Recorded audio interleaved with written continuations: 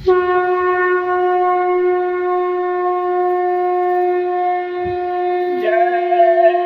गुरुदेव, जय गुरुदेव। मन को मोड़ सत्संग में आओ, लोक परलोक दोनों फल पाओ। गाय को राष्ट्रीय पशु बनाओ, धरती पर सतयुग ले आओ।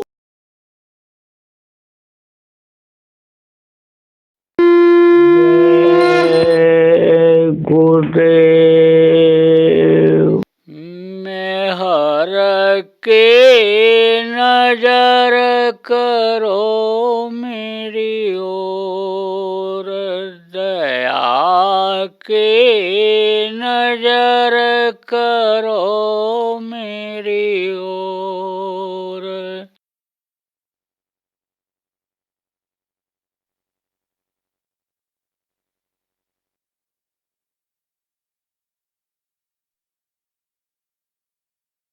जय गुरुदेव।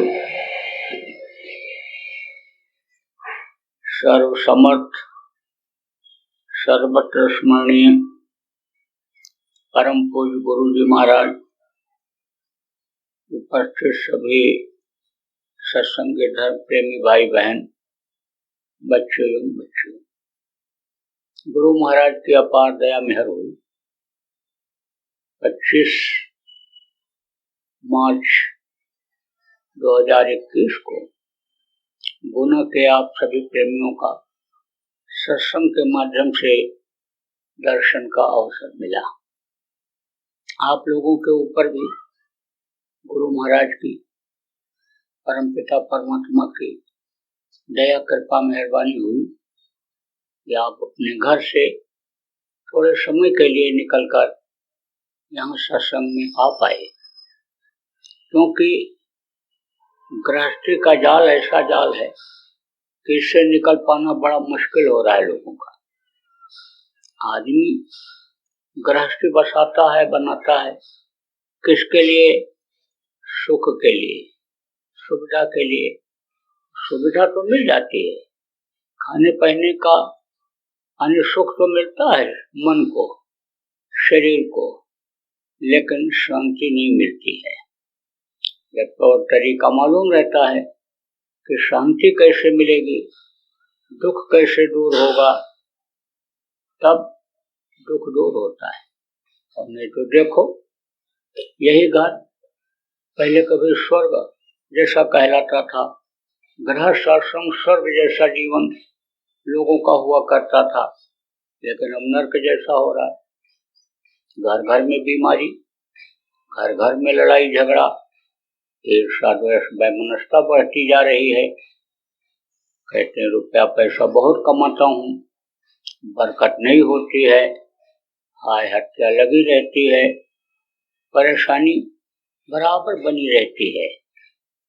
कारण क्या है? कारण यही है कि सत्संग नहीं मिलता है। कथा भागवत तो होता रहता है, प्रवचन होते रहते हैं जगह जगह, लेकिन उससे तकलीफें नहीं जाती हैं। आप समझो, लोग दान पुण्य तो करते हैं, प्रार्थना भी करते हैं, पाठ भी करते हैं, लोगों को भूखे को भोजन भी खिलाते हैं, पानी पिलाते हैं, कपड़ा भी जिसके पास नहीं है दे देते हैं।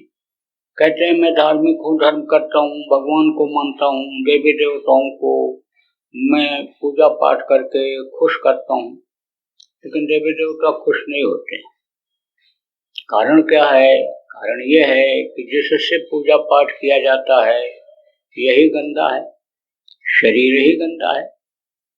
एक गंदगी तो बाहर की होती है, जैसे मैल छोड़ा देते हो, जैसे कोई कालिख लग जाए, मिट्टी गोबर लग जाए शरीर में, उसको साफ कर देते हो, साबुन से धो देते हो, पानी से धो देते हो, तो एक गंदगी तो ये होती है। और एक गंदगी अंदर से होती है, अंतरात्मा से होती है। तो हाथ पैर तो धो लेते हो, नहा भी लेते हो पूजा पाठ के लिए, लेकिन अंतरात्मा साफ नहीं होती है, अंतरात्मा गंदी है। कैसे गंदी हो गई? क्योंकि शरीर के अंदर मुर्दा मांस डाल लेते हो, मछली डाल लेते हो, अंडा डाल लेते हो, शराब पी लेते हो बहुत से लोग। आपको तो नहीं कहा जा सकता, आप तो धार्मिक लोग हो, धर्म कर्म के संदेश को सुनने के लिए आए हो, लेकिन बहुत से लोग ऐसा करते हैं तो वो कबूल नहीं होता है, स्वीकार नहीं होता है। आवाज जहाँ से निकलती है प्रार्थना की, वो वहां तक पहुंच नहीं पाती, उस मालिक के पास तक पहुंचती भी है तो ध्यान नहीं देता है। जैसे कोई मुर्दा जहाँ जलाया जाता है, गाड़ा जाता है, जिसको शमशान घाट कहते हैं, वहाँ पूजा पाठ नहीं करता है कि यहाँ से स्वीकार नहीं होगा। मंदिर मिट्टी का पत्थर का बनाते हैं, उसमें ले जाओ मुर्दा मांस डाल दो तो कोई पूजा करेगा, प्रार्थना करेगा? नहीं करता। क्यों? क्योंकि कहते हैं जगह गंदी है। तो अब आप ये समझो कितना सब कुछ होते हुए भी और आदमी को शांति नहीं है, सुख नहीं है, तो आप समझो कारण क्या है? कारण यही है कि सत्संग नहीं मिलता है। सत्संग पहले के समय में बराबर लोग सुनते रहते थे, और जब सत्संग सुनते रहते थे तब हर तरह की जानकारी रहती थी। भाई भाई के साथ कैसा व्यवहार करे, पिता पुत्र के साथ कैसा बर्ताव करे, पति पत्नी का उपवास क्या होता है, यह सब जानकारी सत्संग से मिलती थी। पूजा पाठ कैसे किया जाता है, देवताओं को वेद मंत्रों के द्वारा कैसे बुला करके आहुति दे करके, किस तरह से उनको खुश करके उनसे समय पर जाड़ा, समय पर गर्मी, समय पर बरसात ली जाती है, इसकी जानकारी लोगों को पहले के समय में हुआ करती थी जब सत्संग मिलता रहता था। तो प्रेमियों, इस समय पर सत्संग ज्यादा जरूरी है। ठीक उसी तरह से सत्संग की जरूरत है कि जैसे एक छोटे से बच्चे को दूध पीने के लिए माँ की जरूरत होती है, पालन पोषण के लिए माँ की जरूरत होती है, उसी तरह से लोगों को सत्संग की इस समय पर जरूरत है। तो मोटी बात आप ये समझो कि यह मनुष्य शरीर जो आपको मिला है, ये खाने पीने और मौज मस्ती के लिए नहीं मिला है, ये भगवान के भजन के लिए मिला है। किसी काम के लिए, भजन के लिए, पूजन के लिए, भगवान के प्राप्ति के लिए, इसी मनुष्य शरीर में उसके दर्शन के लिए इस शरीर को माँ के पेट में हमने आपने प्रभु से मांगा था। जब उल्टे टंगे हुए थे, जैसे गादुर पक्षी पेड़ों पर लटका रहता है, उसी तरह से जब लटके हुए थे, मुंह में टट्टी पेशाब मांस के लोथड़े भरे हुए थे, माँ के पेट की आग बराबर गर्म कर रही थी, तपा रही थी, तो दिन रात प्रार्थना करते रहते। अब प्रभु कृपा करो यही भांति, और सब तज भजन करो दिन राति, सब कुछ तज करके दिन रात भजन करूंगा। या प्रभु मुझको जल्दी से माँ के पेट में बना के तैयार कर दो, क्योंकि माँ के पेट में प्रभु का दर्शन होता था। 5 महीना 10 दिन का बच्चा जब माँ के पेट में हो जाता है तो जीवात्मा डाल दी जाती है। जीवात्मा इस शरीर को चलाती है, परमात्मा की अंश है, बहुत ही छोटी है, इन बाहरी आंखों से देख नहीं सकते हो। दर्शन जब होता था तब सब तरह की जानकारी थी। यह जानकारी थी माँ के पेट में कि केवल मनुष्य शरीर के अंदर से ही ऐसा रास्ता गया हुआ है कि जिससे देवी देवताओं का दर्शन किया जा सकता है, प्रभु से मिला जा सकता है, परमात्मा के पास पहुंचा जा सकता है।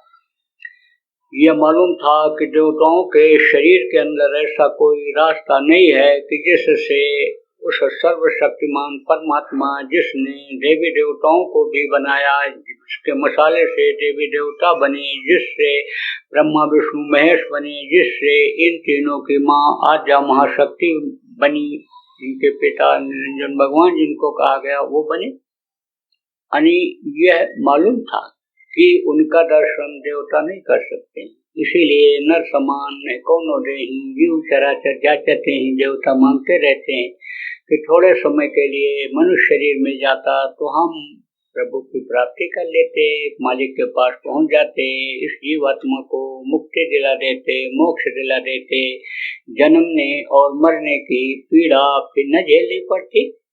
क्योंकि जन्मते वक्त और मरते वक्त देखो बहुत तकलीफ होती है, बहुत कष्ट होता है। बच्चा रोता हुआ पैदा होता है और देखो मरते समय भी हड्डी हड्डी किसी किसी की चटकती है, आँख की रोशनी खत्म हो जाती, कान से सुनाई नहीं पड़ता। बहुत से लोगों का टट्टी और पेशाब तक हो जाता है। जो बुरे कर्म में ही लगाए रहते हैं शरीर को, उनको बड़ी तकलीफ के साथ प्राणों को निकालना पड़ता है, निकलते हैं उनके प्राण। तो जन्मने और मरने की पीड़ा से बचाया जा सकता है। देवता ये प्रार्थना करते हैं कि हम फिर मृत्यु लोक में ना जाएं, पुण्य क्षीण मृत्यु लोक के। जब पुण्य क्षीण हो जाता मृत्यु लोक में आना पड़ता है देवताओं को, मनुष्य शरीर धारण करना पड़ता है, लेना पड़ता है। तो वो ये प्रार्थना करते रहते हैं कि थोड़े समय के लिए भी हमको मनुष्य शरीर मिल जाए तो हम अपना काम बना लें, इसको मुक्ति दिला दें, मोक्ष दिला दें। तो मुक्ति मोक्ष किसको कहते हैं? शमशान घाट की तरफ जाओ तो देखो कहीं कहीं लिखा रहता है मुक्ति धाम, मोक्ष धाम। अब कोई मुर्दा लेकर के जाए, 2 दिन लग जाए, 3 दिन लग जाए, जलाने में कोई दिक्कत हो तो वापस लाता है? कभी नहीं लाता। मुर्दा जला करके ही आता है, कहता है इनको हम मुक्ति दिला करके ही चलेंगे। तो शरीर को तो मुक्ति हो जाती है। आप ये समझो कि ये मिट्टी का खिलौना कहा गया, ये मिट्टी में मिल जाता है, चाहे जला करके मिट्टी में मिला दो, चाहे इसको जमीन के अंदर गाड़ करके मिट्टी में मिला दो, ये तो इसको तो मुक्ति मिल जाती है। लेकिन जीवात्मा को मुक्ति नहीं मिलती, जीवात्मा फंस जाती है। जब तक जीवात्मा को अपने घर अपने मालिक के पास पहुंचाने का प्रेमियों कोई काम नहीं करो। तो माँ के पेट में सारी जानकारी थी, तो मनुष्य शरीर के अंदर से ऐसा रास्ता गया हुआ है। और जब कोई रास्ता बताने वाले मिलेंगे, संत मिलेंगे, सतगुरु मिलेंगे, तभी हमको मुक्ति मोक्ष मिल पाएगा। माँ के पेट में बच्चा कहता है प्रभु से, परमात्मा जिसको कहते हो उससे कहता है कि आप हमको बाहर निकालो, जल्दी से तैयार करो, कृपा करो, मेहरबानी करो। और हम बाहर निकल करके होश संभालते ही समर्थ गुरु की तलाश करेंगे, सच्चे गुरु की तलाश करेंगे, रास्ता ले करके दिन रात भजन करके अपनी आत्मा को आप तक पहुंचा देंगे। फिर हम इस माँ के पेट रूपी नरक में दोबारा नहीं आएंगे, दुख के संसार में हम जन्म नहीं लेंगे। सब लोग यही प्रार्थना करते रहे, लेकिन बाहर निकलने के बाद सब लोग भूल गए।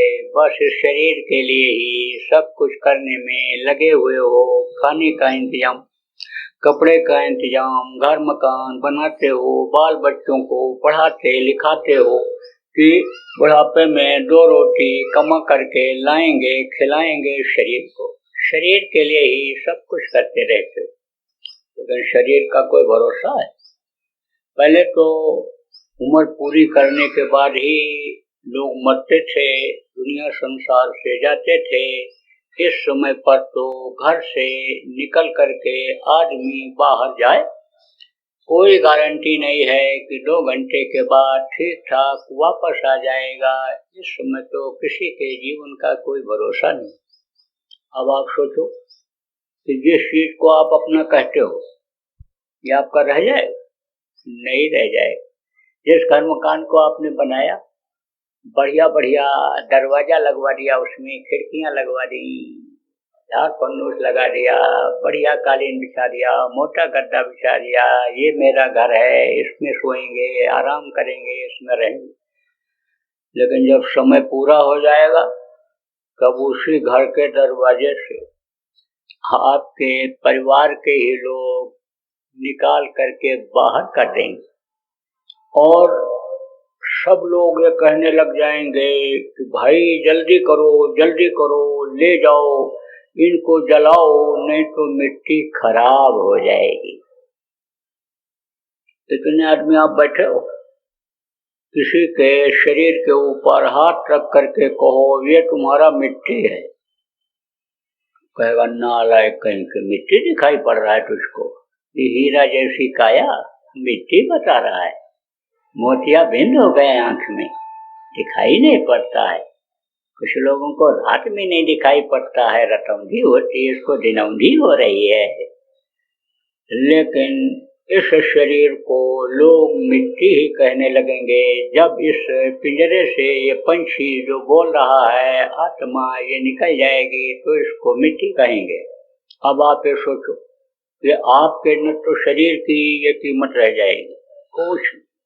जानवरों का खाल निकाल करके बेच लेते हैं, हड्डी भी बेच लेते हैं, मांस भी लोग बेच लेते हैं, लेकिन मनुष्य का कोई चमड़ी यानी ये खाल और यह हड्डी या मांस काम आता है?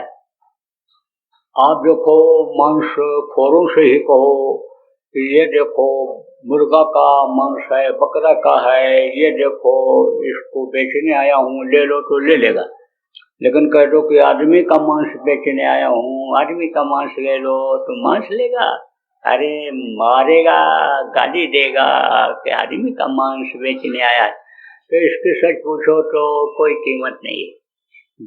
कीमत तो उसकी रहती है कि जिस पिंजरे के अंदर पंछी रहता है। तोता जब रहता है तो पिंजरे की कीमत रहती है, तोता उड़ जाता है, पिंजरे को उठा करके कहीं फेंक देते हो, कोई कीमत रहती है। तोता रहता है, पिंजरे को साफ करते हो, अंदर से बाहर से उसको साफ सुथरा रखते हो। ऐसे ही ये जैसे ही जीवात्मा निकलेगी इसकी प्रेम में कोई कीमत नहीं रह जाएगी। तो हम ये नहीं कह रहे हैं कि आप उल्टे लटक जाओ, कुछ खाओ ही नहीं, ये नहीं कहते हैं कि कांटों पर सो जाओ, ये नहीं कहते हैं कि आप गर्मी के महीने में चारों तरफ अग्नि जला करके मटके में आग रख करके सिर पर रख कर पंचाग्नि दो, इसको तपाओ, इसको गलाओ, ये सब मैं कुछ नहीं कहता हूँ। मैं तो कहता हूँ कि शरीर को आप साफ सुथरा रखो, इसको स्वस्थ रखो, खाने का इंतजाम कर लो, इस शरीर के लिए तन ढकने के लिए कपड़े का इंतजाम कर लो, रहने के लिए आप वतन बना लो, मकान बना लो, आप अपना मान प्रतिष्ठा इज्जत समाज में बनाए रखने के लिए अच्छा काम कर लो। लेकिन 22 घंटा समय इस काम में दो, अपने बच्चों के लिए समय निकालो और 2 घंटा सुबह शाम मिला करके अपनी आत्मा को खुराक दे दो, आत्मा को ताकतवर बना लो कि जिससे यह जब तक इस शरीर में रहे, शरीर को सुखी रखे, ये खुद भी सुखी रहे और जब समय पूरा हो जाए तो यह आत्मा अपने मालिक के पास, परमात्मा के पास पहुंच जाए। तो यह समय जो आपको मिला है फिर दोबारा फिर नहीं मिलेगा। ये दिन और रात जो आते हैं ये उम्र को काट करके खत्म कर दे रहे हैं। कहते तो हो कि मेरा बेटा 5 साल का हो गया, आज उसका जन्मदिन है, पूरी बनाओ, मिठाई बनाओ, खाओ खिलाओ, जश्न मनाओ, खुशी मनाओ। मेरा लड़का बढ़ रहा है, 5 साल का हो गया, बढ़ नहीं रहा है, घट रहा है। उम्र में से 5 साल उम्र उसकी खत्म हो गई। तो ये जो महीना आता है, साल आते हैं, ये तारीखें बदलती हैं, इसमें समझ लो कि उम्र आपकी खत्म होती चली जा रही। तो जब तक आप समझो कि आपका ये शरीर चल रहा है, उम्र आपकी है, तब तक ही आप अपना काम बना सकते हो। दुनिया का काम अपना काम नहीं है। अपना काम तो यही है कि इस जीवात्मा को परमात्मा तक पहुंचा दो, सतलोक पहुंचा दो। जो आपका कभी घर हुआ करता था, जहां आपके पिता सब लोगों के पति परमेश्वर जिनको कहा गया रहते हैं, वहां पर कभी हम आप सब लोग रहा करते थे। लेकिन वहां से जब इधर भेजे गए तो मृत्यु लोक में से ही नहीं निकल पा रहे, पहुंच नहीं पा रहे। तो आप ये समझो कि वो रास्ता आपके शरीर के अंदर है। उस रास्ते से आप अपने ही घर में बैठ करके जिन देवी देवताओं को आप पेड़ में, पौधे में, पत्थर में, गंगा जमुना में, कृष्णा कावेरी नदियों में, अयोध्या, हरिद्वार और काशी में खोजते हो, वो आपको देवता इसी मनुष्य शरीर में दिखाई पड़ सकते हैं, अंतर में ही मिलते हैं। आज तक जिसको दिखाई पड़े, जिसको भी प्रभु मिला इसी मनुष्य शरीर में मिला, और मनुष्य शरीर छूटने के बाद न तो किसी को मिला और न आपको मिलेगा। अब प्रभु अगर मिल जाए तो पापी पेट के लिए गुनाह करना पड़ेगा, झूठ बोलना पड़ेगा, बेईमानी करनी पड़ेगी, चोरी करनी पड़ेगी, इस शरीर से पाप करना पड़ेगा, धर्म कर्म को छोड़ना पड़ेगा, धर्म को, नियत को, ईमान को बेचना पड़ेगा। कभी नहीं। फिर तो जो इच्छा कीन्ही मन माही, हर प्रताप का दुर्लभ नहीं। जिस चीज की आप इच्छा करोगे वो चीज हाजिर हो जाएगी। जैसे पहले के समय में था, इच्छा ही किया था सती सावित्री ने कि पति का प्राण वापस हो जाए, तो वापस हो गया। इच्छा किया सती अनुसुईया ने कि ब्रह्मा विष्णु महेश ये छोटे छोटे बच्चा बन जाएं, तो छोटे छोटे बच्चा बन गए। इच्छा किया हनुमान जी ने कि हम छोटे बन करके उड़ करके जाएं और संजीवनी बूटी ले आवें। उड़ करके गए संजीवनी बूटी लेने के लिए, लेकिन जब उन्होंने देखा कि रावण ने जो संजीवनी बूटी की पहचान बताई थी कि उसके फूल पत्ते पेड़ों में से चमक निकलती है, वो तो सभी पत्तों में और फूलों में चमक दिखाई पड़ रहा है, रावण ने उसमें जलवा दिया था, लाइट करवा दिया था। तो अब आप समझो, फिर उन्होंने इच्छा किया कि हम पहाड़ को ही उठा करके लेकर के चलें। तो इच्छा करते ही गर्मा शक्ति आ गई वो और उठा लिया पहाड़ को। अब जब उड़ने को हुआ तो छोटे नहीं बनेंगे तो कैसे उड़ पाएंगे। जब पहाड़ उनके सिर पर था तो वो भी छोटा हो गया। जैसे छोटा रूप होता है, बड़ा रूप होता है, जब बड़ा रूप बनता है तो हाथ भी बड़े हो जाते, पैर भी बड़े हो जाते, आंख कान सब बड़े हो जाते। ऐसे ही सिर पर कोई चीज रखा रहता है तो भी छोटा ही हो जाता है जब छोटा बड़ा होता है, करना होता है। तो पहाड़ भी छोटा हो गया। अब उड़ करके आए और रख दिया जब, तो अब छोटे पहाड़ में कैसे खोज मिलेगा। फिर उसी को बड़ा रूप बना दिया, उसमें से संजीवनी बूटी वैद्य जी ने निकाल लिया था। लक्ष्मण को जब शक्ति बाण लगा था, मूर्छित हो गए थे, बूटी सुंघा करके उनको जिंदा कर दिया था। तो इच्छा किया था, वो इच्छा करने से ही यानी ये चीजें दुनिया की मिल जाती हैं। दुनिया किसने बनाया? प्रभु ने बनाया। इनको भगवान कहते हो, उन्होंने बनाया। अब अगर वो भगवान आपको मिल जाए तो दुनिया की चीजों के लिए लोगों के सामने हाथ फैलाना पड़ेगा। नहीं जानकारी जब होती है तभी लोगों के सामने आप हाथ फैलाते हो। सब जिसके सामने फैलाते हो वो भी यानी किसी से मांगता ही रहता है। किससे मांगता है? उस प्रभु से ही मांगता है। उससे मांगते हो आप। आगरा है, किसी रोड पर सीधे चले जाओ, आगरा पहुंच जाओगे। तो वहां पर अकबर बादशाह रहते थे। तो एक बार वह जंगल की तरफ घूमने गए थे तो देखा प्यास लगी थी। एक गरीब किसान की झोपड़ी थी, मजदूर की, उसके तरफ चले गए तो देखा उसने प्यासा है, पानी पियोगे? हाँ पियेंगे। भूख लगी है, कुछ खाओगे? हाँ खाएंगे। भूख भी लग गई थी चलते चलते, तो रोटी खिलाया और पानी पिलाया। अब वे खुश हो गए। सेवा बड़े प्यार से किया, भाव से। आने समझो कि सेवा होती है। देखो जो भजनानंदी बच्चियां होती हैं, भजन करती हैं और वो भोजन बनाती हैं तो उसका स्वाद अलग मिलता है। नामदानियों का भोजन बनाया हुआ का स्वाद अलग मिलता है, मन प्रसन्न रहता है। इसीलिए लोग जब शादी ब्याह करते हैं, अब भी सत्संगी लोग, तो फौरन अपने बहुओं को नामदान दिलाते हैं कि इसके हाथ से भोजन जब हम खाएंगे तो हमको अच्छा महसूस होगा। पहले के समय में कोई दरवाजे के सामने आ जाता था, भूखा रहता, रोटी खिलाते थे लोग, पानी पिलाते थे।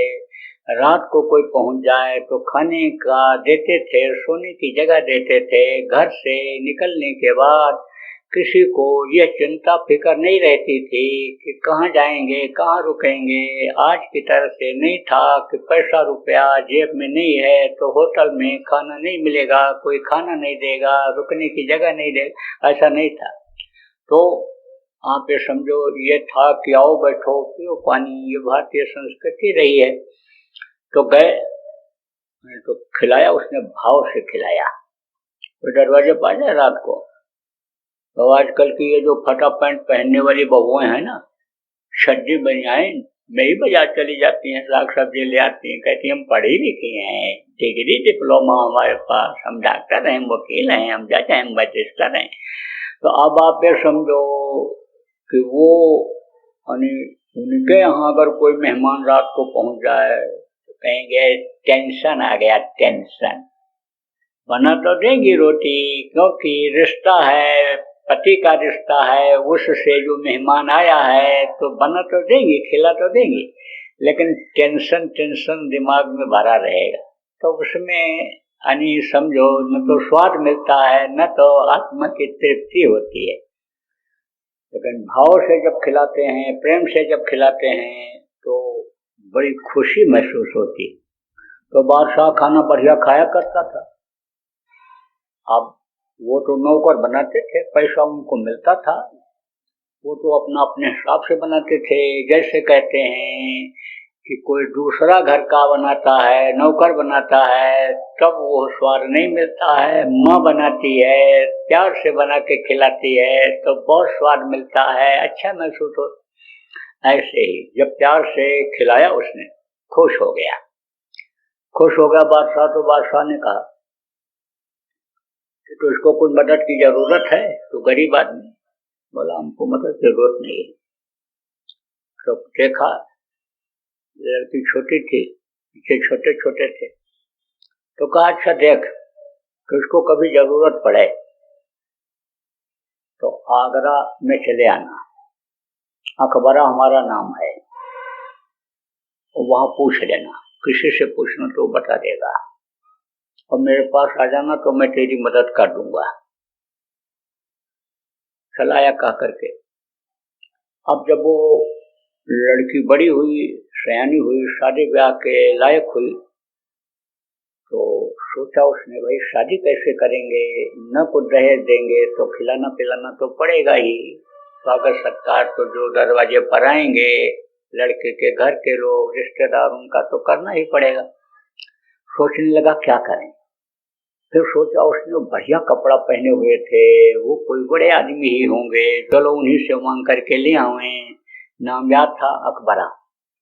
गया वहां आगरा में, पहुंचा तो कहा भाई अब आगरा छोटा तो तब भी नहीं था, अब तो समझो उत्तर प्रदेश का या दूसरा समझो या पहला ही आबादी का स्थान हो। तो उस समय पर अरे बहुत बड़ा तो नहीं था, लेकिन तो भी शहर तो था ही था।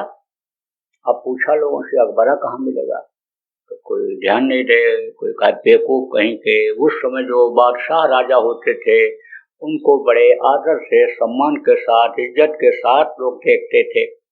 अब एक आया अकबरा, तो एक दो लोगों ने गाली भी दिया। पूछता रहा बहुत लोगों से, तो कोई बतावे नहीं, तो बैठ करके रोने लगा। जब रोने लगा, शाम होने को हुआ, कहाँ जाएं क्या करें, रोने लगा बैठ के। तो एक बुढ़ा आया, क्यों रो रहे हो? तो कहा कि बताया, पूरा दास्तान बताया। तो कहा किस तरह के थे? बोले हल्की हल्की उनकी दाढ़ी थी, लंबे कट के थे, गोरे से थे, कपड़ा बहुत बढ़िया पहने थे। बोले अच्छा चला जा, वो देखो किला दिखाई पड़ रहा है, वहां चला जा गेट पर, और तू बताना वहां पर कि हमको मिलना है। तो गया तो वहां पर सिपाही खड़ा था, कहा हमको अकबरा से मिलना है। अब उसने भी गाली गलौज दे दिया। अब बेचारा बैठ गया वहीं, रोने लगा। तब तक एक बुढ़ा सिपाही था, आया, कहा क्यों रो रहे हो, क्या बात है? बताया पूरी बात। तब उसने कहा कि अरे बता दे हजूर से, क्या मालूम हजूर ही कभी गए हों और बुलाए हों इसको। अब जब ये सिपाही गया, बताया अकबर बादशाह को, नमाज पढ़ने जा रहे थे वो। तो कहा कि अच्छा ठीक है, बुला लो उसको, बुला लो। एहसान अनि का बदला लोग देते थे, कहते थे नमक जिसका खा लो उसका अदा करो। अब तो एहसान कोई किसी की मानता ही नहीं है। अब तो कहते जिस पत्तल में खाते हैं उसी में सुराख कर देते हैं। पहले ऐसा नहीं था। अब अकबर बादशाह ने कहा भाई उसका नमक खाया है, बुलाओ जल्दी बुलाओ। भले मौके पर भूखे पर उसने खिलाया, मुझको प्यासा था पानी पिलाया, बुलाओ उसको। सोचा बुला करके बैठा देंगे और नमाज पढ़ लेंगे, तब आराम से बात करेंगे। जब ये गया तो कहा बैठो। बड़े आदर के साथ सम्मान के साथ बादशाह ने बैठाया। सिपाही से कहा जाओ, सिपाही लौट आए, बैठा। तब कहा कि अकबर अभी खुश हो गया जब देखा हाथी घोड़ा और बढ़िया हो, चमचमाती कोठी, समझो महल हो, उसमें सोने चांदी के सब कालीन बिछा हुआ बढ़िया देखा उसने और ये खुश हो गया। कहा भाई है तो बहुत बड़ा आदमी है, ये तो हमको बहुत कुछ कर सकता है, ये तो हमारी लड़की की शादी तो मिनटों में कर सकता है, ये तो भाई बहुत बड़ा आदमी मिल गया हमको। बहुत खुश था। तो उसने कहा बादशाह ने कि तुम थोड़ी देर बैठ जाओ, तो मैं जरा नमाज पढ़ लूं। नमाज क्या होता है बड़ा भाई? अरे पूजा होती है, भगवान से कुछ मांगा जाता है, दुआ आशीर्वाद मांगा जाता है। अच्छा अच्छा, हाँ तब कर लो, कोई बात नहीं, हम तो बैठे। अब जब वो बैठा और ऐसे हाथ किया और ऐसे ऊपर हाथ किया, फिर ऐसे करे जैसे नमाज पढ़ते हैं। और उसके बाद जब नमाज पूरा हो गया तब उसने पूछा, कहा कि अकबरा भाई तुम ये उठ बैठ क्यों रहे थे? बोले हमारी पूजा है, उठ बैठे। कहा महात्माओं को महापुरुषों को बहुत परेशान किया लोग, तो मोहम्मद साहब को परेशान किया तो उन्होंने ऐसा बना दिया कि उठो बैठो, कान पकड़ो, तोबा करो, तुम गलती किए, हमारी बात नहीं माने हो, तो ऐसा बना दिया। ऐसा बना दिया सुबह सुबह, चाहे ठंडी का महीना हो चाहे बरसात का हो, नहाओ रो, पूजा पाठ के लिए सब सामान इकट्ठा करो, फिर पूजा पाठ। ऐसा बना दिया उन लोगों ने, नाराज होकर बनाया या कोई और मतलब से बनाया। तो उसी हिसाब से वो समझो उठा बैठा और ऐसे हाथ करके ऐसे ऐसे मांगता। तो कहा तो तुम हाथ ऐसे करके क्या मांग रहे थे अकबरा भाई? किसान ने कहा मजदूर जो था गांव का, जंगल का, कहा क्या मांग रहे थे? बोले दुआ मांग रहे थे। दुआ किस लिए मांग रहे थे? अरे धन दौलत राज को बढ़ाने के लिए मांग रहा था। बस उसके चल दिया। अरे रुको रुको, कहाँ जा रहे हो? नहीं नहीं अब हमको नहीं रुकना। अरे रुको, राको पकड़ा बाबा, जिससे इतना होते हुए तुम मांग रहे हो उसी से हम भी मांग लेंगे। हम अब तुमसे कुछ नहीं मांगे, हमको मांगने आए थे कि अब दे दो, हमको जरूरत है, हमारी लड़की की शादी है, तो अब हम उसी से मांगेंगे जिससे तुम मांग रहे थे, जिसको तुम भगवान अल्लाह ताला कहते हो, उसी से हम भी मांग लेंगे। ऐसे ही हाथ फैलाने वालों के आगे हाथ फैलाते हो तो उनसे आपको क्या मिलेगा? कुछ मिलेगा भी तो थोड़े समय के लिए मिलेगा। ऐसे से मांगो कि जिसके पास सब कुछ है। जय गुरुदेव। बाबा उमाकांत जी महाराज अपने ही प्रेमियों के सहयोग से संस्था द्वारा जनहित का कार्य करते हैं। किसी भी व्यक्ति, संस्था व सरकार से कोई भी चंदा, चुटकी व अनुदान नहीं लेते और किसी भी तरह का व्यापार भी नहीं करते। इसलिए आप श्रोताओं को बताया जा रहा है कि बाबा जी के नाम पर किसी भी प्रकार का धन मांगने वाले व व्यापार में प्रचार करने वाले लोगों से होशियार रहिएगा। आपसे यही कहना है कि सत्संग सुनो, समझो और अच्छा लगे तो मानो। आने वाली बीमारी तकलीफ़ों से बचने के लिए कुदरत व सरकारी नियम का पालन करो।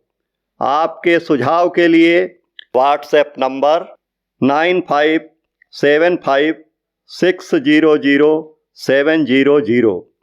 जय गुरुदेव, जय गुरुदेव, जय गुरुदेव, जय गुरुदेव।